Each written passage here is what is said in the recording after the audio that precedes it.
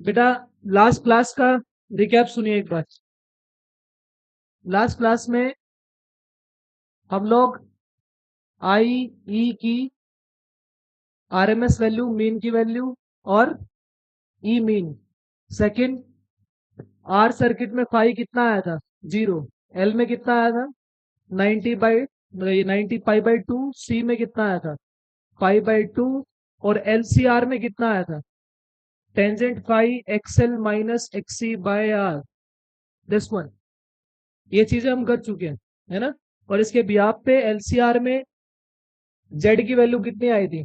Are square plus XL minus XC का whole square.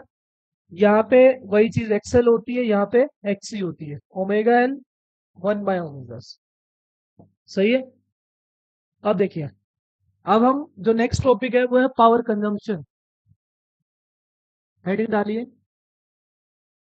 Power consumption. किस में पढ़ना है? अकेले आर में, फिर एल में, फिर सी में, फिर तीनों में, एल सी आर में। तरीका देखिए पहले कैसे निकालते हैं। देखो यहाँ पे कुछ कॉन्सेप्ट लिख रहा हूँ जो हम पढ़ चुके हैं। अगर मान लीजिए आर सर्किट है, तो मुझे बता सकता है आर सर्किट में ई कैसा होता है? E equals to E not sine omega T. और आई क्या आता है? I not sine omega T. इसका मतलब इनके अंदर फेज डिफरेंस होता ही नहीं है। वहां लिखा है ना फाई 0, तो यहाँ पे फेज डिफरेंस कितना है? 0। यहाँ भी ओमेगा टी है, यहाँ भी ओमेगा टी, तो फाई 0 आ गया इधर। पावर का फॉर्मूला क्या होता है वैसे? Voltage into current, V into I. तो वी तो ये रहा और आई ये रहा, तो वी इंटू आई होता है। तो हम क्या करेंगे, जब इन दोनों की मल्टीप्लाई करेंगे तो वहां से पावर आती है इंस्टेंटेनियस। ध्यान से सुनना चीजें, पावर इंस्टेंटेनियस आती है। बोलो एल सर्किट में क्या होता है? एल सर्किट में ई कैसा होता है? E not sine omega T. और जो आई होता है वो लीड करता है कि लैग करता है? लैग करता है, लैग। वोल्टेज में, वोल्टेज इसमें इंडक्टर में वोल्टेज लीड करती है। इसका जो फेजर डायग्राम था हमने कुछ ऐसा बनाया था, याद आ गया? तो पाई बाई 2 से आगे है ये। कितना आएगा? I not sine omega T minus pi by 2। बोलो, क्या मैं इसको माइनस कोस ओमेगा टी लिख सकता हूँ? Minus I naught cos omega T. तो I equals to minus I naught cos omega T. This one. अच्छा, ऐसे ही सी सर्किट में क्या आया था? बताओ जल्दी। ई की वैल्यू कितनी थी? ई नॉट साइन ओमेगा टी। आई की value I not sine omega T minus plus pi by 2। तीसरा सर्किट कौन था? एलसीआर। एलसीआर में क्या हुआ था? तीनों एलिमेंट आते हैं, क्या आएगा इधर? ई, ई नॉट साइन ओमेगा टी। बोलो, अरे यार क्या प्रॉब्लम है? ई इतना आता है। याद करो, मैंने इसमें आई इधर माना था और ई को कितना आगे माना था? फाई। और हमने वो फाई कैसे निकाला था? टेंजेंट फाई से। जो टेंजेंट फाई था, अगर फाई पॉजिटिव आ जाए तो वो लीड कर रहा था, नेगेटिव आ जाए तो लैग कर रहा था। तो यहाँ पे फाई माना था हमने, तो हमने मान लिया था कि आई पीछे है। कितना I? I not sine omega T minus five. सही है। तो सबसे पहले तो आपको हर एलिमेंट के लिए ई और आई पता होना चाहिए। ये सारी चीजें पढ़ चुके हैं, नहीं पढ़ चुके हैं? यस। अब याद देखिए, स्टेप्स सुनना है इसमें। स्टेप्स क्या है? स्टेप नंबर 1, सबसे पहले पी इंस्टेंटेनियस लिखो। पी इंस्टेंटेनियस कैसे आएगा? ई इंटू आई करके आएगा। अगर आपने किसी भी इंस्टेंट पे क्या निकाल ली? पावर। आपको चाहिए क्या? एवरेज। किसी भी क्वांटिटी की एवरेज कैसे निकलती है? पी इंस्टेंटेनियस लिखो, dt लिखो, dt लिखो, सेम। 0 से t, 0 से t, ये बस। तो सबसे पहले अगर मैं आर सर्किट लू, तो आर सर्किट में बोलो पी इंस्टेंटेनियस कितनी आएगी? करके दिखा सकते हो? ये रहा ई और आई, ये रहा। बोलो पी इंस्टेंटेनियस कितनी आएगी? E naught I not sine square omega T. क्या आप लोगों को साइन स्क्वायर ओमेगा टी का एवरेज पता है? अरे, t/2। गुड। तो साइन स्क्वायर ओमेगा टी का इंटीग्रेशन कहाँ से कहाँ, ये लो। अगर मैं साइन स्क्वायर ओमेगा टी देख रहा हूँ डी टी 0 से t, तो आंसर आता है t/2। ऐसे ही अगर मैं sign omega T D T देखूं 0 से t, वो आता है 0। और अगर मैं 0 से t/2 में देखूं साइन का एवरेज, तो वो आता है 2/ओमेगा। बात समझ में आई? यहाँ ओमेगा टी हो, 2 ओमेगा टी हो, 3 ओमेगा टी हो, डजेंट मैटर, कितना आता है एवरेज? 0 आता है। अब मुझे यहाँ पे समझ में आ रहा है कि मेरे पी इंस्टेंटेनियस में कौन आ रहा है, साइन स्क्वायर ओमेगा टी। भरो यहाँ पे। अगर मेरे को पी एवरेज चाहिए, बोलो ई नोट आई नोट बाहर आ गया इस वाले में, तो ये कौन बचा इधर, sign square omega T D T 0 से टी, टी है सॉरी, 0 से t। नीचे कौन है, डी टी। डी टी का आंसर कितना आना है, तो ये तो टी आ गया ऐसे कैसे। बोलो sign square omega T D T करके दिखा चुका हूँ, मैं बार बार नहीं करूंगा। इसका आंसर मुझे पता है कितना आ रहा है, t/2। देखिए क्या आ रहा है, E naught I naught into t/2/t, cut गए। क्या आएगा, E naught I naught by two. इस टू को क्या लिखिए, √2 इंटू √2। ई नॉट बाई √2 क्या होता है, ईवी, आरएमएस वैल्यू। तो ये क्या आएगा, E naught by √2 I naught by √2, that is EV into I V. तो किसी भी आर में कितनी पावर कंज्यूम होती है, ईवी इंटू, हाँ हाँ यही यही सबसे पहला, ईवी इंटू आई वी। तो इसमें पावर कंज्यूम हो रही है इतनी। क्या यही सेम काम किस में करेंगे, एल में, करके दिखा सकते हो, करो। ये लो, अगर मैं यहाँ एल सर्किट लूं, देख लो मैं ही कर देता हूँ, टाइम बचेगा। ये एल सर्किट में पी इंस्टेंटेनियस बताना क्या आएगा, ये रहा। बनाना है, ये डायग्राम बनाना है साथ में इधर। यहां से आपने एसी सोर्स से जोड़ा, power voltage the E not sine omega T. बोलो पी इंस्टेंटेनियस क्या आएगी, उन दोनों को मल्टीप्लाई करो, इसको और इसको, आई और ई को, क्या आएगा, minus I naught E not sine omega T cos omega T. मैं डे वन से इस चैप्टर में बोलता आ रहा हूँ, साइन और कोस के अलावा किसी की भी इंटीग्रेशन आए उसको साइन कोस में कन्वर्ट कर लो। क्या यहाँ पे साइन और कोस इकट्ठे आ गए, क्या इसका फॉर्मूला में पता है, साइन टू थीटा क्या था, 2 sin θ cos θ। अगर मेरे को साइन 2 ओमेगा टी लिखना हो, तो ये 2 sin ओमेगा टी कोस ओमेगा टी, क्या 2 नीचे चला जाएगा, जस्ट पहले किया है ना ये सब। तो यहाँ पे क्या आएगा, minus I naught E not sine 2 omega टी/2। So that is a P instantaneous. Step देखो इधर, पी इंस्टेंटेनियस हो गया। दूसरे स्टेप में तुमने क्या निकाल ली, एवरेज। क्या तुम्हें लग रहा है कांस्टेंट बाहर आ जाएगा, तो यहाँ पे पी एवरेज निकालते हुए माइनस आई नोट ई नोट बाहर आ रहा है, अंदर कौन बच रहा है, बाई 2 भी बाहर आ रहा है। क्या नीचे क्या बनेगा, टी। तुम्हारी किताबों में ना ये इतनी लंबी लंबी दे रखी है, वो इंटीग्रेशन को यूज करके एवरेज नहीं निकाल रहा है। लेकिन पेपर में जैसे मैं डायरेक्ट पुट कर रहा हूँ, आपको डायरेक्ट पुट नहीं करना है। ये इसका साइन का इंटीग्रेशन हम पहले कर चुके हैं, टाइम खराब नहीं कर रहे। आंसर t/2 आना है। अब यहाँ पे क्या आ रहा है, अंदर बचा sine 2 omega T D T 0 से, ये क्या है, साइन के अंदर कुछ भी है वो फुल साइकिल में आंसर कितना आता है, 0 आता है। तो ये टर्म पूरी 0 हो जाएगी, तो इसकी पी एवरेज कितनी आएगी, 0। तो एल सर्किट कोई पावर कंज्यूम नहीं करता। क्या ऐसे ही सी सर्किट हो जाएगा, सी सर्किट में देखना, देखो इस एल सर्किट में ई ऐसा था, आई ऐसा था, यहाँ पे ई ऐसा है, और आई कैसा है, I naught cos omega T plus का है, तो है तो सेम ही ना। तो यहाँ पे जब सी सर्किट करोगे, तो सी सर्किट के लिए भी सेम कैलकुलेशन होगी, तो सी में भी पावर कंजम्पशन 0 आएगी। तो तीन एलिमेंट में से किस में पावर कंजम्पशन आ रही है, आर में आ रही है, एल में 0 आ रही है, और सी में कितना आएगा, 0।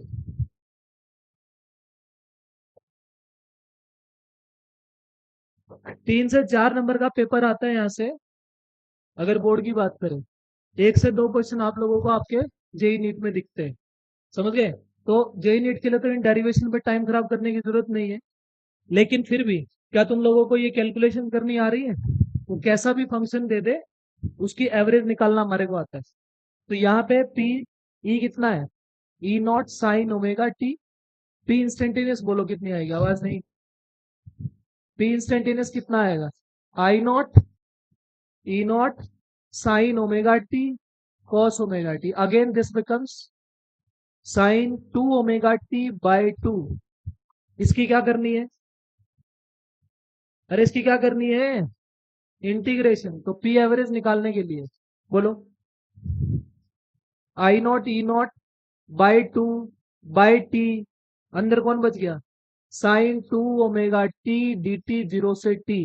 क्या फिर से क्या आएगा, ये 0 आएगा। तो यहाँ पे पी एवरेज कितनी आएगी, 0।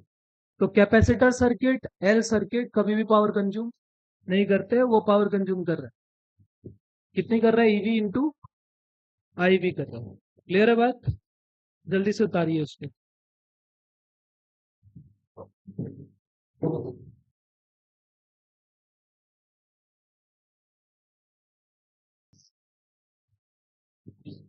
देखिए इधर नेक्स्ट आता है एलसीआर सर्किट। एलसीआर सर्किट में ई और आई कैसे होते हैं, अरे दीपक, इसमें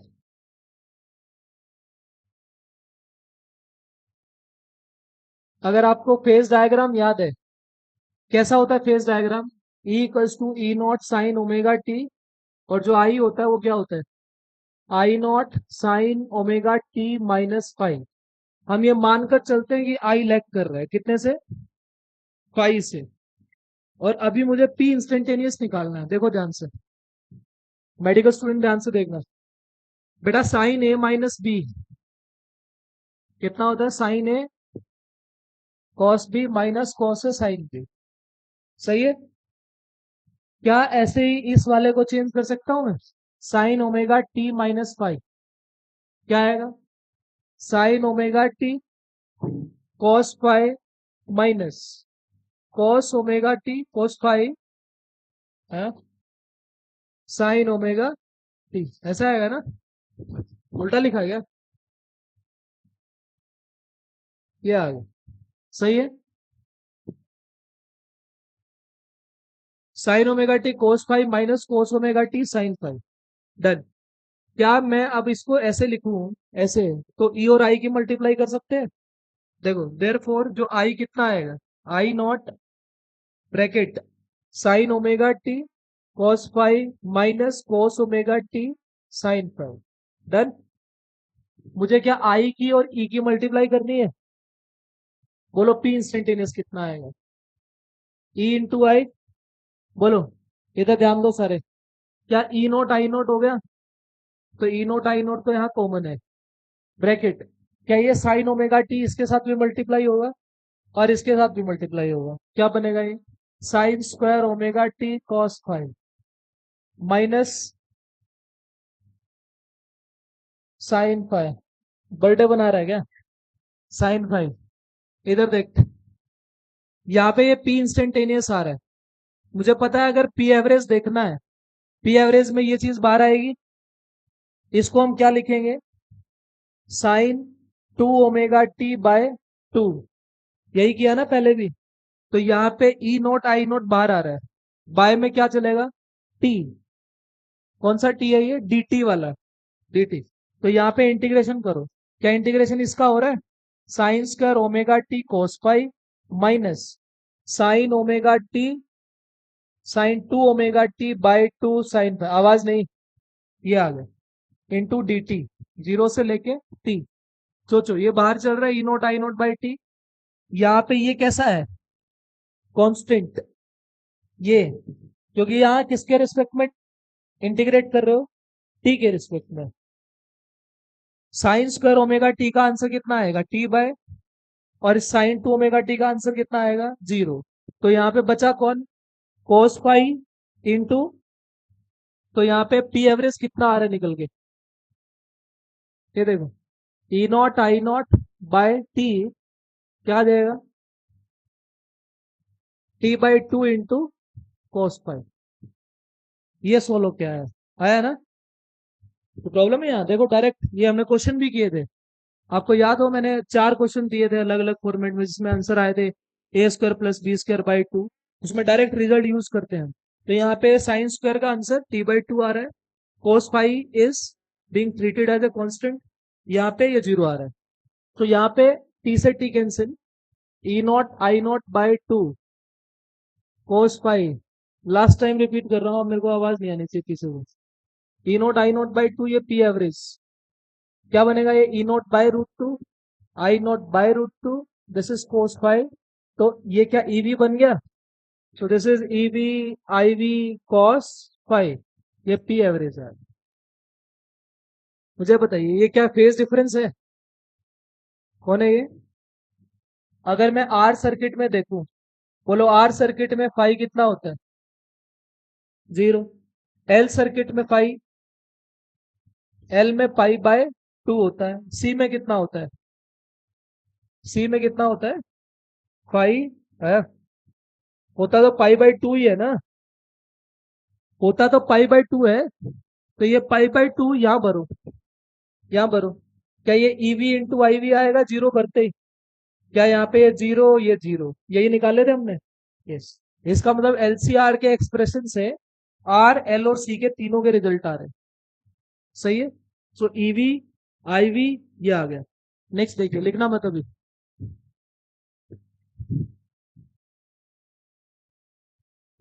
अभी वो तुम लोग ऐड देख रहे हो ना जिसमें वो बिजली बचाने वाला डिवाइस आ रहा है, आरसी सर्किट आ रहा है ना, आता है ना एक रेड कलर का डिवाइस आता है, जिसमें कहता है कि बिजली तुम्हारी आधी हो जाएगी, खर्चा आधा हो जाएगा, देखा नहीं, घर जाके देखना। देखो इधर एक टॉपिक आता है पावर फैक्टर, क्या आता है, अगर पावर फैक्टर का लिटरल मीनिंग समझो, इधर देखो, पावर फैक्टर ये एक तरीके से एनर्जी की एफिशिएंसी होती है। बेटा जितना कैजुअल लोग है ना इन चैप्टर्स को, उतना परेशान हो जाओगे, लास्ट के चैप्टर्स कैजुअलिटी से चल जाते हैं, ये पहले के नहीं चलते, ये दिसंबर में जाके ना रिवीजन करने में आंखें फट जाएंगी तुम्हारी। टॉपिक इधर देखो क्या होगा, है मुंह में चला गया क्या, एनर्जी की एफिशिएंसी, देखो इधर, पावर फैक्टर क्या होता है, एनर्जी की एफिशिएंसी कितनी, जैसे फॉर एग्जांपल मान लीजिए तुम्हारे पास एनर्जी है 2 जूल, क्या पता 2 जूल इस पंखे को चला पा रही है, और एक एनर्जी हमने ली दूसरी फॉर्म में, वो 10 जूल भी इसको नहीं चला पा रही, तो किसकी एफिशिएंसी ज्यादा है, 2 जूल वाले की। तो एनर्जी की एफिशिएंसी होती है, ये कैसे डिफाइन करते हैं, यहां पे लिखते हैं एवरेज पावर बाय में एपरेंट पावर, ये ऐसे डिफाइन होता है। एवरेज पावर कितनी आई है बताओ, EV I V cos five, और जो एपरेंट पावर होती है ये होती है ईवी इंटू आई, जो हमने कहा निकाली थी ये आर में, तो ये दोनों कैंसिल आउट हो गए, कितना बचता है कोस फाइव। क्या तुम लोगों ने इम्पिडेंस ट्रायंगल पढ़ी थी, ये क्या था जेड, ये क्या था फाइव, ये कौन आर, एक्सएल माइनस एक्ससी, ऐसा ही था ना। अगर मैं यहां से कोस फाइव निकालूं तो कोस फाइव कितना आएगा, R by Z base by hypotenuse. तुम्हारे घर का पावर फैक्टर जितना हाई होगा उतना बिजली का बिल कम आएगा, पावर फैक्टर जितना ज्यादा एनर्जी की एफिशिएंसी उतनी ज्यादा, इसका मतलब कम एनर्जी बहुत सारा काम कर पाएगी, तो वहां पे आपको ज्यादा खपत करने की जरूरत नहीं पड़ेगी, ज्यादा यूज करने की जरूरत नहीं पड़ेगी। सो यहाँ पे cos five is defined by R by Z, done. यहाँ पे एक तरीके से तुम्हारे चैप्टर का जितनी डेरिवेशन है वो सब कुछ कंप्लीट हो रहा है, ठीक है। इसमें कुछ भी कोई रॉकेट साइंस नहीं, डायरेक्ट ईवी आईवी कोस फाइव, ईवी की आईवी की वैल्यू हम निकालनी सीख चुके हैं, न्यूमेरिकल करे थे, कैसे आती है, E naught by root two I naught by root two, done. Last topic बचता है रेजोनेंस। ये पढ़ना हम लोगों को, जल्दी से इसको फटाफट छापो।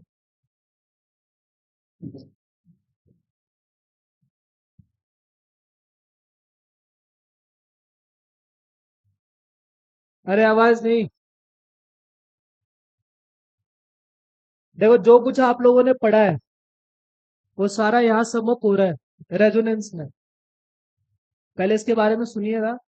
मैं हिंदी में कुछ लिख रहा हूँ, उसमें साथ में इसको नोट कीजिए। ये एक कहानी है, आपको ऐसे समझनी है, नहीं तो ये रेजोनेंस बिल्कुल समझ में नहीं आता है होता क्या है। देखो, मैंने शायद आपको लास्ट क्लास में कुछ ऐसा एग्जांपल दिया था झूले का, दिया था ऐसे रेजोनेंस समझाया था कभी? देखो इधर, जैसे मान लीजिए, इसको मैकेनिक से रिलेट करके पढ़ते हैं। मान लीजिए एक झूला है और वो इस तरीके से ऑसिलेट कर रहा है। डन। तो अगर कोई ऑसिलेट कर रहा है तो उसकी एक फ्रीक्वेंसी होगी कि नहीं होगी? फ्रीक्वेंसी का मीनिंग, वो एक सेकंड में कितने चक्कर लगा रहा है। डन। इसको बोलते हैं सिस्टम की नेचुरल फ्रीक्वेंसी। अब मैंने क्या किया, मैंने मैंने पीछे से उसको धक्का मारा और वो झूला अब थोड़ा सा और ऊपर तक ऑसिलेट कर रहा है, उसका एम्पलीट्यूड बढ़ गया। उसका मीनिंग क्या है? जो मैंने फोर्स लगाई उसकी फ्रीक्वेंसी और जो तुम्हारे सिस्टम की फ्रीक्वेंसी थी, उसका नाम क्या था? नेचुरल। उस नेचुरल फ्रीक्वेंसी से मेरे एक्सटर्नल सोर्स की फ्रीक्वेंसी क्या कर गई? मैच। और वो मैचिंग क्या होती है? रेजोनेंस। और उसकी वजह से आपके सिस्टम की जो ऑसिलेशंस होती हैं उनका एम्पलीट्यूड बढ़ जाता है। ये रेजोनेंस होती है। और जहां पे मैचिंग होती है that frequency is known as resonant frequency. अब यहाँ पे जो रेजोनेंस होता है, मैं लिख रहा हूँ, साथ में लिखिए।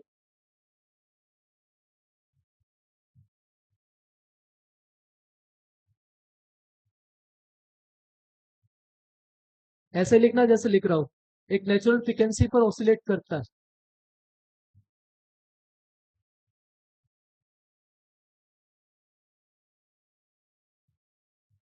ये नेचुरल फ्रीक्वेंसी पे ऑसिलेट करता है। अगर if we match this natural frequency with frequency of external energy source, external energy source, ये जो एक्सटर्नल एनर्जी सोर्स की फ्रीक्वेंसी है जो किसके साथ मैच होगी? नेचुरल के साथ, उसको बोलते हैं रेजोनेंट फ्रीक्वेंसी। तो ऑसिलेट करता है, कर दे। If we match the natural frequency with frequency of external energy source, then amplitude of oscillation increases. Amplitude of oscillations increases, right? And this frequency this frequency of external source is known as resonant frequency. इसको resonant frequency बोलते हैं। समझ गए? Simple. ये ये external energy source क्या होता है, ध्यान से सुनो।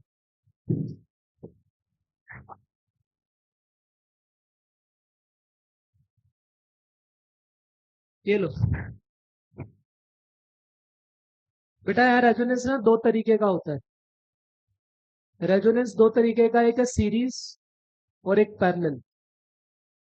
अगर आप इनको अभी डिफ्रेंशिएट करना चाहो, करने से पहले, जैसे हम वहां पे सीरीज पैरेलल कॉम्बिनेशन में करते हैं ना, I same V different, V same I different, तो ऐसे ही यहाँ कर सकते हो कि जेड कैसा है? मिनिमम। और आई कैसा हो जाएगा? मैक्सिमम। इम्पीडेंस क्या होता है? रेजिस्टेंस। अगर जेड मिनिमम हो जाए तो करंट कितना जाएगा? मैक्सिमम जाएगा। और यहाँ उल्टा हो जाता है, आई क्या हो जाता है? मिनिमम। और जेड क्या हो जाता है? इन्फिनिटी, यानी कि मैक्सिमम। सही। अरे, I minimum Z infinity, Z minimum I maximum.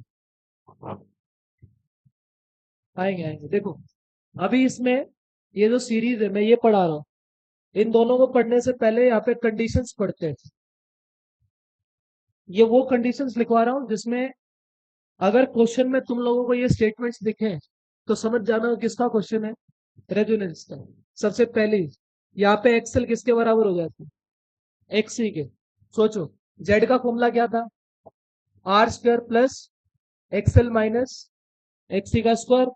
अगर ये एक्सएल एक्सी बराबर हो जाए, ये टर्म जीरो हो जाएगी, ये जीरो हो गई, ये जीरो हो गई, तो आर स्क्वायर का अंडर रूट क्या आएगा, आर। तो इसका मतलब जेड कितना आ गया, आर। क्या ये जेड मिनिमम नहीं आ गया, ये जीरो, तो ये क्या आ गया, मिनिमम। तो जेड मिनिमम आर आ गया एक। तो सबसे मेन कंडीशन क्या है, एक्सएल एक्सी का बराबर होगा। सेकंड, वीएल वीसी भी क्या होते हैं यहाँ पे, बराबर। तुम्हें याद है ई कितना आया था, ई, अरे ई का फॉर्मूला निकाल रहे थे हम, वी आर का square plus V L minus VC का स्क्वायर। अगर ये दोनों बराबर हो जाएंगे तो ई कितना आएगा, वी आर। इसका मतलब सारी की सारी पोटेंशियल ड्रॉप कहाँ हो गई, आर के क्रॉस। एल पे नहीं गई और सी पे, एल पे गई सी पे गई लेकिन बराबर गई। तो ये क्या आ गया, ई इक्वल्स टू कितना आ गया, वी आर। आप क्या बोल रहे थे कि अगर जेड मिनिमम हो जाए तो आई क्या हो जाएगा, आई मैक्सिमम। तो ये ई जो आएगी ये मैक्सिमम आएगी मिनिमम आएगी, ये वाली। देखो थर्ड, अगर मेरे को यहाँ पे आई मैक्सिमम लिखना हो तो क्या लिखूंगा, V maximum by Z minimum. Z minimum कितना आएगा, जेड मिनिमम आर, ये आ गया। तो I maximum V maximum by R करके निकलेगा। फोर्थ, क्या तुमने cos फाई पढ़ लिया, cos फाई की वैल्यू कितनी थी, आर बाय जेड। अभी आपने बोला जेड की वैल्यू कितनी है, आर। तो cos फाई की वैल्यू कितनी आएगी, आर बाय आर। क्या ये वन आ गया, तो cos फाई वन आ गया। cos फाई कौन था, पावर फैक्टर। तो तुम्हारे क्वेश्चंस में लैंग्वेज दिखेगी कि जो पावर फैक्टर है ये कैसा नजर आएगा तुम लोगों को, यूनिटी। यूनिटी मतलब वन। अगर पावर फैक्टर यूनिटी है वो किसका साइन है, रेजोनेंस का। एक्सएल बराबर एक्सी है, किसका साइन है, वीएल बराबर वीसी है, किसका साइन है, ये चीजें चेक करनी है आप लोगों को। अगर सर्किट में दिखे तो समझ जाना रेजोनेंस हो रहा है। अभी हम कौन सा पढ़ रहे हैं, सीरीज। क्या सीरीज में तीनों एलिमेंट है, इंडक्टर, कैपेसिटर। ये देखो, अभी मैंने उस लैंग्वेज में क्या यूज किया, हर सिस्टम की, हमारा सिस्टम ये है, एक बार देख लो इधर, ये सिस्टम है, इसकी एक नेचुरल फ्रीक्वेंसी जिसपे ये चल रहा है, ये कौन है, एक्सटर्नल एनर्जी सोर्स। मुझे इसकी फ्रीक्वेंसी इसके साथ मैच करानी। अब कैसे होगी, मैंने देखा ये जो एल है और ये सी है, एक्सएल किसके बराबर होगा, एक्सी के। बोलो एक्सएल की वैल्यू ओमेगा एल, एक्सी की value one by omega C. Done. मुझे क्या चाहिए, ओमेगा फ्रीक्वेंसी। तो omega square equals to one by L C. Omega कितना आएगा, one by root L C. इसको बोलते हैं बेटा ओमेगा आर, मतलब रेजोनेंट एंगुलर फ्रीक्वेंसी।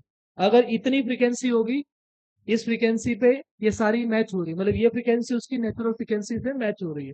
तो मीनिंग क्या है, angular angular resonant frequency. Done. आप अभी तक ओमेगा को क्या भरते आए, टू पाई न्यू। तो इसको टू पाई न्यू भरो। अगर ये ओमेगा आर है तो ये न्यू भी आर वाली होगी क्या, नहीं होगी। तो यहाँ से क्या आएगा, one by root L C. तो यहाँ न्यू आर कितनी आ गई, one by two pi root L C. तो that is a resonant frequency जो हमारे को चाहिए। तो हर बार आपसे क्वेश्चन में क्या पूछेगा, रेजोनेंट फ्रीक्वेंसी निकालिए। तो ये one by two pi root L C. अब सोचो, ये रेजोनेंट फ्रीक्वेंसी किस पे डिपेंड कर रही है, एल और मैंने कुछ दिन पहले आपको एक एग्जांपल दिया था जिसमें एफएम का एग्जांपल दिया था। मैंने क्या कहा था, उसमें वो जो नॉब घुमाते हैं उसमें क्या सेट करते हैं, सी की वैल्यू। हम ये कैपेसिटी की वैल्यू चेंज करते जाएंगे, ये न्यू आता जाएगा। जहां पे सी की वैल्यू इतनी हो जाएगी, जहां पे रेजोनेंट फ्रीक्वेंसी हो, वहां पे तुम्हारा जो तुम्हारा सिग्नल है वो साफ आता है, क्लीन क्लीन वॉइस आती है उधर। तो हम ये सी की वैल्यू चेंज करते हैं वहां पे। बात समझ में आ रही है। देखो ना, ये न्यू किस पे डिपेंड कर रही है, एल और सी पे। ये जो कैपेसिटर है हम ये वेरिएबल कैपेसिटर लेते हैं, वेरिएबल कैपेसिटर ऐसा होता है, ऐसा। आपने वेरिएबल रेजिस्टेंस सुना है, रियोस्टेट? इसमें क्या करते हैं हम, रेजिस्टेंस बॉक्स से रेजिस्टेंस चेंज करते रहते हैं। तो हम ये जो नॉब घुमाते हैं या टीवी में जो बटन दबाते हैं, तो हम ये किसको सेट करते हैं, सी को। हर चैनल के लिए सी चेंज कर रहे हैं हम, अलग अलग चैनल का सी अलग अलग है। तो जैसे अलग अलग होगा वहां पे रेजोनेंट होगा और सिग्नल आ जाएगा। तो यहाँ पे इसको क्या बोलते हैं, रेजोनेंट फ्रीक्वेंसी। रेजोनेंट फ्रीक्वेंसी बेटा, इसको बहुत सारी किताबें एफ आर भी लिखती है। एफ एफ एफ मतलब नॉर्मल फ्रीक्वेंसी, और एफ आर मतलब रेजोनेंट फ्रीक्वेंसी, बात एक ही है। सही है। तो पहला फॉर्मूला निकल के आ रहा है 1/2 पाई रूट एल सी। कौन सा है, सीरीज। बोलो, यहाँ पे जेड मिनिमम कितना हो गया था, जेड मिनिमम कितना आया था, आर। आई क्या हो जाएगा, मैक्सिमम। तो यही कंडीशन किसकी है, सीरीज रेजोनेंस की। डन। जल्दी करिए बताओ इसको।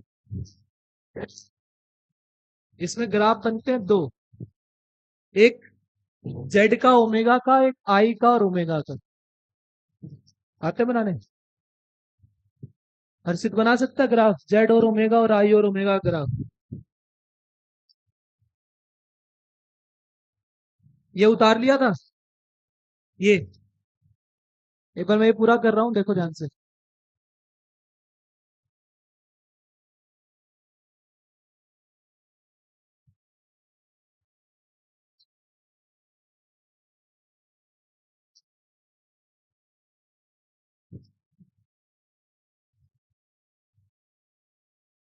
देखो इधर लास्ट पॉइंट है यहाँ पे सबसे पहला ग्राफ इसमें आता है जेड का और ओमेगा का। आप इसको रादर न्यू बोल सकते हो, ओमेगा न्यू, कुछ भी हो सकता है इधर। मुझे बताओ, रेजिस्टेंस जेड मिनिमम आया कि नहीं आया, कब आया, जब फ्रीक्वेंसी कितनी थी। आपने क्या देखा, जैसे जैसे मैं फ्रीक्वेंसी बढ़ा रहा हूं, ये देखो, जैसे जैसे मैं फ्रीक्वेंसी बढ़ाऊंगा यहाँ पे, ये जेड जेड क्या होता जाता है, कम होता चला जाता है। और कहाँ पे चला जाता है, देखो अगर आर मिनिमम हो रहा है, मुझे इतना तो पता है कि अगर फ्रीक्वेंसी 0 होगी वहां पे जेड मिनिमम तो नहीं होगा। क्यों, जेड मिनिमम तो कहाँ है, न्यू आर पर, यानी कि एफ आर पर, है कि नहीं। तो मैं इसको डिक्रीज करते करते करते करते यहां ला रहा हूं, और यहाँ कौन सी फ्रीक्वेंसी आ गई, न्यू आर आ गई। इस फ्रीक्वेंसी पे मेरे जेड की वैल्यू कितनी आई, आर आई, मिनिमम। और उसके बाद ये जेड क्या हो रहा है, बढ़ रहा है। बात समझ में आ रही है। जेड की वैल्यू क्या थी, R square plus XL minus XC का स्क्वायर। क्या इस न्यू आर पर आकर एक्सएल एक्सी के बराबर हो जाता है, यस। वही चीज समझा रहा है। तो ये चीज हमने पहले भी पढ़ी थी। तो पहले जेड घट रहा है, उसके बाद बढ़ रहा है। जिसको ये ग्राफ समझ में आता है, बोलो, अगर जेड जेड क्या हो रहा है पहले, डिक्रीज, देन इंक्रीज, डन। अगर जेड घट रहा है पहले, तो करंट, जेड क्या होता है, रेजिस्टेंस, रुकावट, इंपीडेंस। इंपीडेंस एक तरीके की रुकावट है। अगर जेड कम हो रहा है तो करंट क्या होगा, बढ़ेगा। और अगर जेड घट बढ़ रहा है तो करंट घटेगा। तो इसी के कोरस्पॉन्डिंग अगर आपको बोल दिया जाए कि आई और न्यू का ग्राफ बनाओ, ये ज्यादा इंपॉर्टेंट। देखो इधर, इसको देखते जाओ, जेड घट रहा है, अगर जेड घट रहा है तो करंट बढ़ रहा है, बढ़ेगा। कब तक बढ़ेगा, मैक्सिमम हो जाएगा यहाँ पे, ऐसे मान लो। ये यहाँ पे आई मैक्सिमम हो गया, पीक वैल्यू आ गई, आई नॉट। उसके बाद देखो जहां पे करंट बढ़ रहा है, उसके बाद क्या हो रहा है, ये घट रहा है। ये कौन सी फ्रीक्वेंसी होगी जहां पे इसका करंट मैक्सिमम होगा, यही new R. New R, new R कब आता है, जब एक्सएल बराबर एक्सी। कोई प्रॉब्लम, डन। ध्यान से सुनना ये चीज अभी, ये प्रूव कल करेंगे हम लोग। मैं मान लेता हूँ एक फ्रीक्वेंसी यहाँ है और एक फ्रीक्वेंसी यहाँ है।